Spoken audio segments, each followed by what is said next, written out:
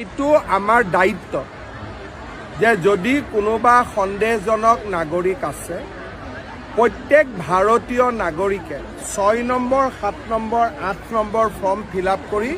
complain কৰিব পাৰিব কিন্তু কমপ্লেইন কৰিলে নামটো কটা নাযায় তেওঁলোকে নটিচ যাব তেওঁ নটিচৰ উত্তৰ দিব পাৰিব গতিকে প্ৰতিটো ৰাজনৈতিক দলে বিএলএ এপইণ্টমেণ্ট কৰে যাতে ভোটাৰ তালিকা সংশোধনীত সহায় কৰিব পাৰে কোনোবা মানুহ মৃত্যু হৈছে তেওঁৰ নামটো কাটা যাবই লাগিব কোনোবা মানুহৰ দুই জায়গাত নাম আছে গুৱাহাটী ধেমাজিত এটা নাম কাটা যাব লাগিব নহলে ৰাহুল গান্ধী আহি এইটোৱে প্ৰেছ কনফাৰেন্স কৰিব যে দুই জায়গাত নাম আছিলে বুলি সেইকাৰণে শুদ্ধ ভোটাৰ তালিকা সকলো ৰাজনৈতিক দলৰ দায়িত্ব মইতো কংগ্ৰেছকো আহ্বান জনাম যে আপোনালোকেও যদি কোনোবা মৃত মানুহৰ নাম ভোটাৰ লিষ্টত আছে আপোনালোকেও নামবিলাক কটোৱাত চৰকাৰক সহায় কৰক বিজেপিৰ এজেণ্ডাই শুদ্ধ ভোটাৰ তালিকা নহলে আমি ইমান দিন কি কৰিলো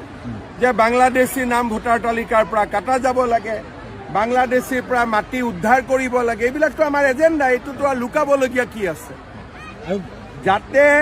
অবৈধ মিয়াৰ নাম ভোটাৰ লিষ্টত নাথাকে এইটো চোৱাটো আমাৰ দায়িত্ব হয় নে নহয় অবৈধ মিয়াৰ দখলত যাতে মাটি নাথাকে এইটো চোৱাটো আমাৰ কাম হয় নে নহয় এইবিলাকতো আমাৰ দায়িত্বই আৰু এইবিলাক কাম কৰিবৰ কাৰণেতো মানুহে আমাক ভোট দিছিলে